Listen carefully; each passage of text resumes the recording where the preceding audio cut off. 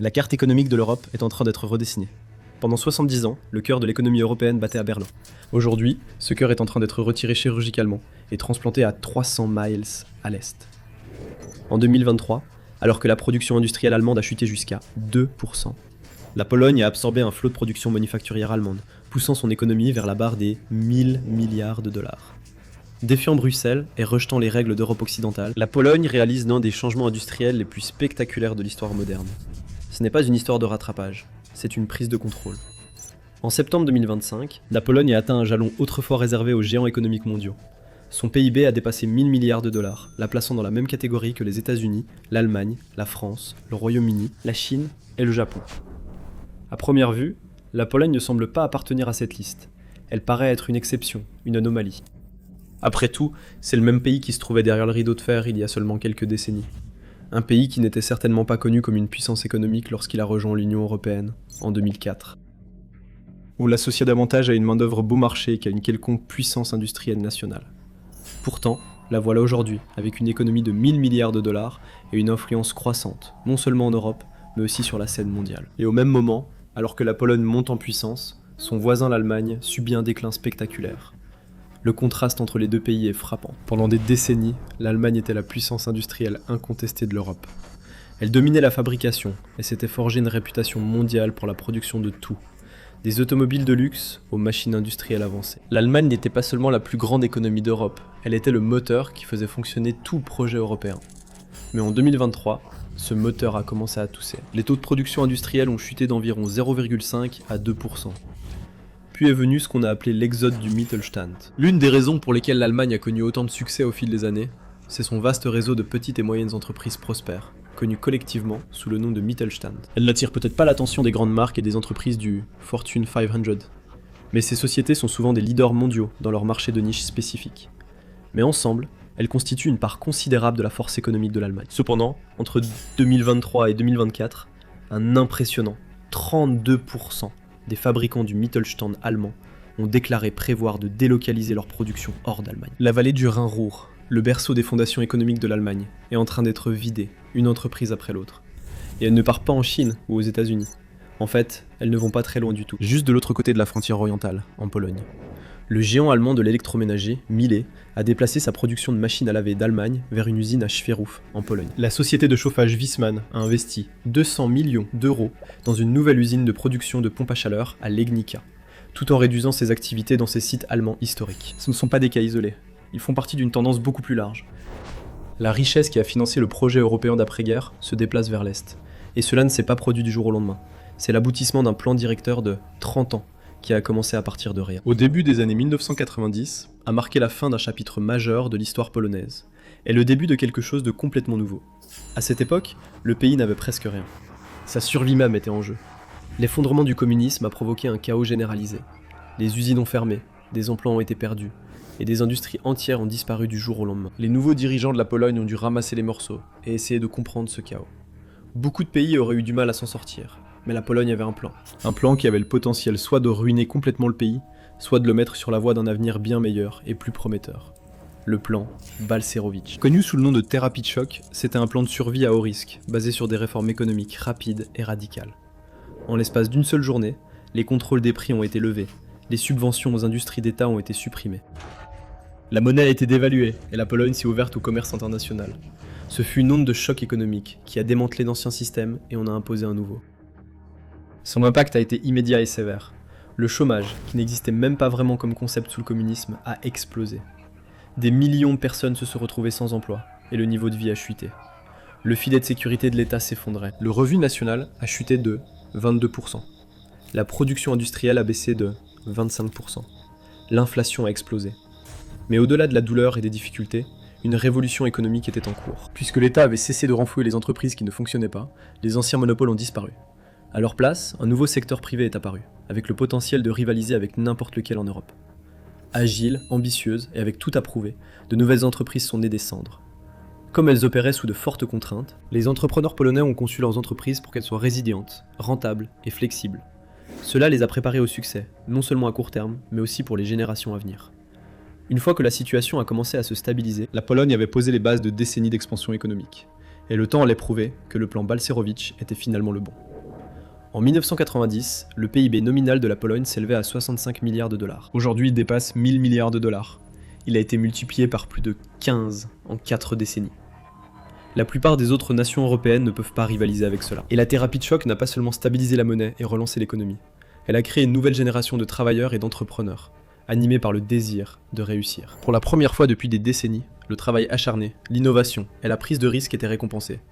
Tout ce dont ils avaient besoin, c'était des infrastructures. Et ils ont trouvé quelqu'un d'autre pour les financer. La Pologne avait mis en place les éléments nécessaires pour réussir à long terme, mais il fallait encore les relier entre eux. Et il lui fallait des routes, des chemins de fer, des réseaux logistiques et d'autres infrastructures. Voici une question. Si deux personnes investissent la même somme, pourquoi l'une réussit-elle souvent mieux? Ce n'est pas une question de chance. Tout commence par deux mythes, auxquels des millions d'investisseurs croient encore. Démystifions-les avec le sponsor d'aujourd'hui, Mintos. Mythe numéro 1. Les actions sont le seul moyen de faire croître régulièrement votre épargne. Eh bien, les actions sont volatiles. Le S&P 500 américain connaît de fortes baisses chaque année. Et en 2025, il a chuté de près de 19% avant de se redresser. Cela peut être stressant et amener de nombreux investisseurs à faire des erreurs coûteuses, sous le coup de l'émotion. Mythe numéro 2. Les actifs à revenus fixes sont compliqués et ne sont pas destinés aux investisseurs ordinaires. En réalité, investir dans le revenu fixe est plus simple que vous ne le pensez. Le marché européen de l'investissement alternatif pour les particuliers a presque doublé en seulement 5 ans. C'est là que Mintos entre en jeu. Mintos est une plateforme facile à utiliser qui vous permet d'investir dans des prêts, des obligations et de l'immobilier en seulement quelques clics. L'objectif est simple. Gagnez un revenu régulier sans dépendre des hauts et des bas du marché boursier et répartissez les risques. Les prêts sur Mintos ont offert un rendement net annuel moyen de 8,8% depuis 2015, ce qui est supérieur à un compte d'épargne. Mintos a été fondé en 2014 et compte plus de 700 000 investisseurs à travers l'Europe, gérant plus de 800 millions d'euros d'actifs pour les investisseurs. Investissez dès 50 € avec une gestion automatisée ou gardez le contrôle total. Pour recevoir un bonus de bienvenue exclusif, scannez le code QR ou cliquez sur le lien dans la description. Voilà, c'est fait. 2 mythes sur l'investissement ont été démystifiés. Investissez dès aujourd'hui avec Mintos. Tout cela coûte de l'argent. La Pologne ne voulait pas payer la facture toute seule, alors elle a reçu plus qu'un simple coup de main de ses riches voisins occidentaux. En 2004, elle est entrée dans l'Union européenne. À l'époque, cela était largement considéré comme un geste généreux de la part de l'Occident. Des nations plus riches comme la France, l'Allemagne et le Royaume-Uni tendaient la main aux pays d'Europe de l'Est en difficulté. Varsovie, cependant, voyait la situation sous un autre angle. C'était un événement marquant, un signe que l'Europe devenait plus forte et que les nations voisines voulaient s'entraider et se soutenir mutuellement. Mais c'était aussi une occasion en or. Une occasion de réaliser le plus grand transfert de richesse de l'histoire du continent européen. En 2 décennies, la Pologne a absorbé la somme stupéfiante de 161,6 milliards d'euros, provenant du budget de l'UE. C'est suffisant pour construire plus de 100 copies du plus haut bâtiment du monde, le Burj Khalifa. L'ampleur était stupéfiante. Des dizaines de milliards de dollars affluaient en Pologne chaque année. Mais obtenir l'argent n'était que la première partie du plan. La Pologne devait le dépenser correctement. D'autres États membres de l'UE avaient mal géré leurs fonds européens et continuaient de le faire. La Pologne n'avait aucune intention de commettre les mêmes erreurs. Elle a fait du trésor de guerre qui lui avait été confié une arme, en consacrant d'énormes sommes aux grands projets agricoles et d'infrastructures. Dans les années qui ont suivi, la Pologne a construit un réseau d'autoroutes, de routes et de corridors ferroviaires à grande vitesse qui ont complètement redéfini les cartes logistiques de l'Europe centrale. En 2004, le pays ne comptait que 450 miles d'autoroutes et de voies rapides. En 2024, elle en comptait plus de 3100 miles. Les routes et les lignes ferroviaires n'ont pas été tracées au hasard. Chaque centimètre a été soigneusement calculé et optimisé pour l'efficacité. Petit à petit, la Pologne a construit un immense piège géopolitique que le monde occidental n'a jamais vu venir. À mesure que les infrastructures du pays s'amélioraient, les multinationales ont été confrontées à un nouveau choix. Elles pouvaient rester en Europe de l'Ouest et faire face à la hausse des coûts et à des réseaux de transport saturés, ou bien relocaliser leurs opérations en Pologne et profiter de coûts plus bas, d'infrastructures financées par l'UE et d'une main-d'œuvre en pleine expansion. Les dirigeants occidentaux de l'UE n'ont même pas vu la crise imminente se dérouler sous leurs yeux. Ils pensaient qu'en finançant le développement de la Pologne, ils créaient un partenaire économique fiable et même docile. Ils n'attendaient rien d'autre qu'une obéissance politique en échange de ces dizaines de milliards d'euros. Varsovie, quant à elle, utilisait l'argent de l'Occident pour lui arracher sa domination industrielle. Et une fois les infrastructures en place, Varsovie était prête à la renforcer, avec quelque chose qui allait cimenter son statut, non pas comme un simple figurant sur la scène européenne, mais comme un acteur principal. En février 2022, un autre bouleversement s'est abattu sur le continent européen. La Pologne était une fois de plus prête à tirer le meilleur parti de ce changement. Les chars et les troupes russes ont franchi la frontière ukrainienne, marquant le début d'une guerre qui allait durer des années.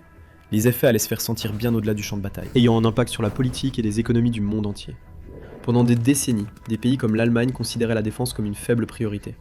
Les budgets militaires étaient réduits, tandis que les budgets étaient investis dans des projets de protection sociale. Varsovie, cependant, a pris le chemin inverse. Elle a consacré une grande partie de son budget national à la défense. En 2024, ses dépenses militaires avaient grimpé à un niveau historique de 4,12% de son PIB. C'est le pourcentage le plus élevé de toute l'alliance de l'OTAN.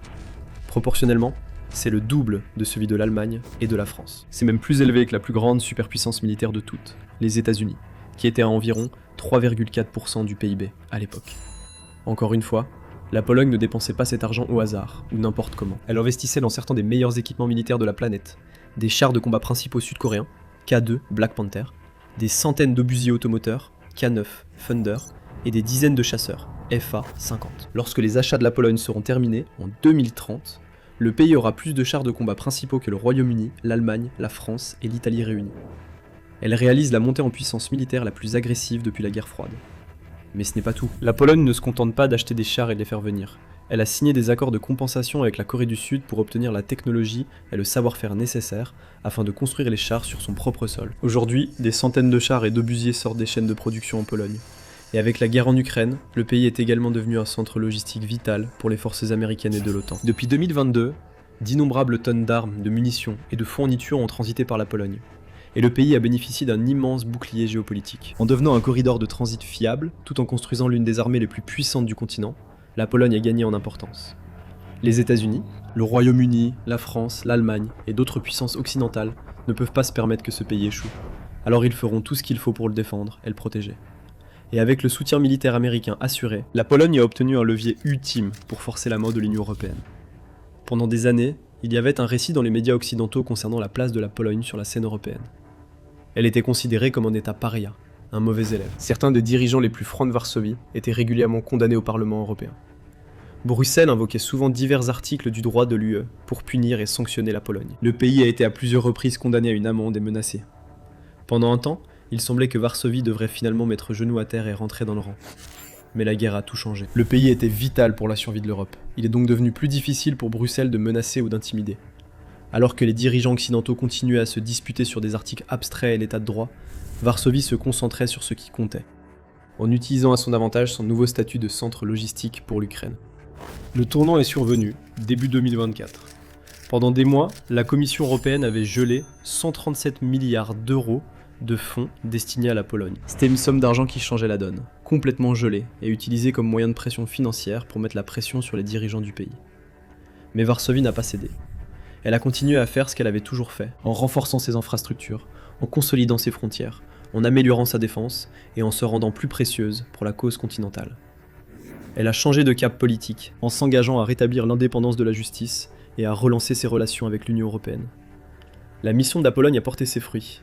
L'Union européenne a finalement cédé, débloquant l'ensemble du paquet de 137 milliards d'euros, y compris environ 60 milliards d'euros de la Facilité pour la reprise et la résilience, ou FRR. C'était une capitulation totale de la part de l'establishment de l'UE, et une victoire remarquable pour la Pologne. Elle avait renversé les pronostics, manipulé le système, pour bénéficier d'une énorme injection de capitaux occidentaux, tout en maintenant une position solide et stable de défi souverain. À ce stade, la Pologne avait atteint le sommet même de son influence stratégique.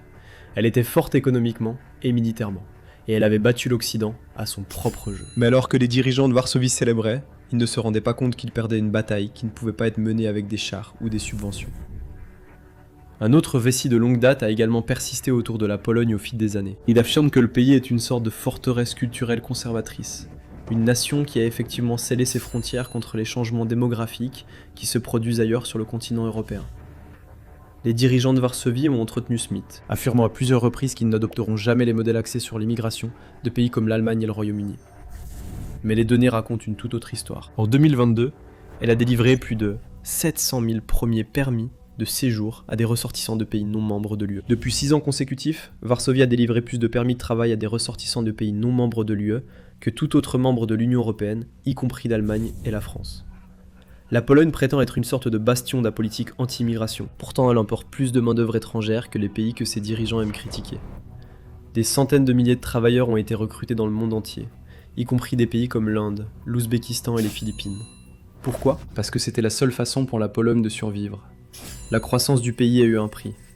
Finalement, elle s'est retrouvée avec des entreprises prêtes à exploser, mais un manque massif de main-d'œuvre pour les faire tourner. Le taux de chômage du pays était tombé à l'un des niveaux les plus bas d'Europe, mais il y avait encore trop d'emplois et pas assez de personnes pour les occuper.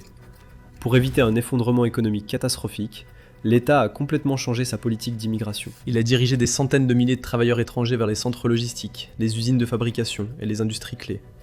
Ce n'était jamais une solution permanente. En fait, importer de la main-d'œuvre n'est qu'une mesure temporaire, face à une réalité bien plus sombre, une crise permanente qui plane sur cette économie de 1000 milliards de dollars. Ce que la Pologne voulait vraiment, c'était avoir plus de travailleurs locaux pour occuper les postes et soutenir sa croissance économique continue. Il y avait juste un problème. Le pays se dirigeait droit vers une falaise démographique dramatique. En 2016, Varsovie a lancé le programme Famille 500+. Il offrait une allocation mensuelle non imposable de 500 zloty aux familles, soit environ 130 $, pour chaque enfant qu'elles avaient. C'était une mesure agressive pour encourager les Polonais à avoir plus d'enfants. Elle a été renforcée en 2024, devenant le programme 800+, avec un nouveau paiement mensuel amélioré de 800 zloty, soit presque 220 $. Le gouvernement polonais a misé gros. Il espérait que cela suffirait à inverser le déclin démographique du pays. Ce ne fut pas le cas. Le programme Pro-Famille a certainement aidé d'innombrables Polonais, en réduisant la pauvreté infantile et en aidant les ménages à mettre à manger sur la table. Mais il n'a pas permis d'augmenter le nombre de naissances. En 2023, le taux de fécondité en Pologne était tombé à 1,16 enfants par femme. La tendance s'est poursuivie en 2024, le taux chutant encore plus bas à 1,11. C'était le taux le plus bas de toute l'Europe et le plus bas en Pologne depuis la fin de la Seconde Guerre mondiale. On est loin du seuil de renouvellement des générations, fixé à 2,1, jugé nécessaire pour qu'une population reste stable, sans avoir à compter sur l'immigration. Varsovie a appris que l'argent seul ne peut pas résoudre son déclin démographique. Les causes sont plus profondes. Elles sont structurelles, façonnées par les changements sociaux en Pologne, et ces mêmes changements sont liés à son essor économique. Car alors que la Pologne progressait rapidement vers une économie de 1000 milliards de dollars, une crise du logement a émergé dans les grands centres urbains du pays. Dans des villes comme Varsovie et Cracovie, les prix moyens de l'immobilier n'ont pas seulement augmenté, ils ont explosé. Pour un jeune couple polonais qui débute dans la vie, même un simple appartement d'une chambre semble hors de portée. Cela a forcé des millions de personnes à vivre dans l'insécurité locative ou à contracter d'énormes prêts hypothécaires. Quand les gens ne savent pas où ils vivront l'année prochaine, ou s'ils pourront même payer leur prochaine mensualité de prêt immobilier, fonder une famille n'est rarement la priorité. Au même moment, la Pologne fonce également tête baissée dans un piège environnemental mortel. L'essor industriel du pays a été alimenté par les combustibles fossiles. La Pologne dépend encore fortement du charbon, pour environ 50% de son énergie électrique. Cela signifie qu'elle possède le réseau électrique le plus carboné de toute l'Europe. La dépendance de la Pologne aux combustibles fossiles signifie qu'une échéance fatidique plane sur le pays. L'Union européenne avance avec des objectifs climatiques stricts qui obligeront les États membres à réduire rapidement leurs émissions. Cela signifie que la Pologne devra fermer une grande partie de son infrastructure charbonnière, déclenchant une réaction en chaîne dans son économie. Des prix de l'énergie plus élevés, un avantage de coût affaibli, et un pays qui pourrait ne plus paraître aussi attractif pour les fabricants mondiaux. Ses exportations en souffriront, et ses sources de revenus seront sous pression. Si elle ose défier les règles de l'UE, elle pourrait faire face à des droits de douane dévastateurs, qui saperaient sa position au sein du marché unique. En bref, Varsovie fonce droit dans un mur, et il se peut qu'elle n'ait pas assez de temps pour ralentir avant la collision. Même avec les défis à venir, la Pologne a réussi à changer le visage de l'Europe. La carte du continent a été redessinée. L'architecture historique, qui a vu les puissances occidentales exercer leur contrôle pendant des générations, a été brisée. Pendant que l'ancienne garde de Paris et de Berlin était occupée par la bureaucratie et la polarisation politique, la Pologne ne se contentait pas de réécrire les règles, elle inventait les siennes, et ce faisant, elle déplaçait le centre de gravité du continent vers l'Est. La Pologne n'est plus un marché émergent, ce n'est plus un partenaire périphérique et subordonné, c'est désormais le visage de l'Europe du XXIe siècle. Varsovie a exploité les structures financières de l'UE pour construire ses propres infrastructures de classe mondiale. Elle a offert une alternative plus rentable et plus attrayante aux entreprises du Mittelstand allemand. Même lorsque la guerre est arrivée à ses portes, elle a pris toutes les bonnes décisions pour tirer parti de la situation. C'est une puissance fortement armée et hautement industrialisée, et elle a atteint ce niveau non pas en se conformant au modèle classique du libéralisme occidental, mais en traçant sa propre voie. Et cette voie pourrait bien être celle qui dominera le XXIe siècle, si et seulement si la Pologne parvient à survivre à son effondrement démographique actuel. Le pays se trouve au bord du gouffre. Il est devenu une superpuissance européenne. Elle a fortifié ses frontières. Elle a acquis une influence et un respect énorme sur la scène mondiale. Elle a accompli ce qui semblait autrefois impossible. La seule question qui reste est: pourra-t-elle tenir ? Les initiatives ambitieuses de la Pologne ne pourraient pas tomber à un moment plus crucial. Alors que les tensions montent à travers l'Europe, toutes les grandes puissances gardent un œil attentif sur la Russie. Regardez ce qui se passerait réellement si la Russie envahissait la Pologne, pour voir comment une avancée russe se déroulerait.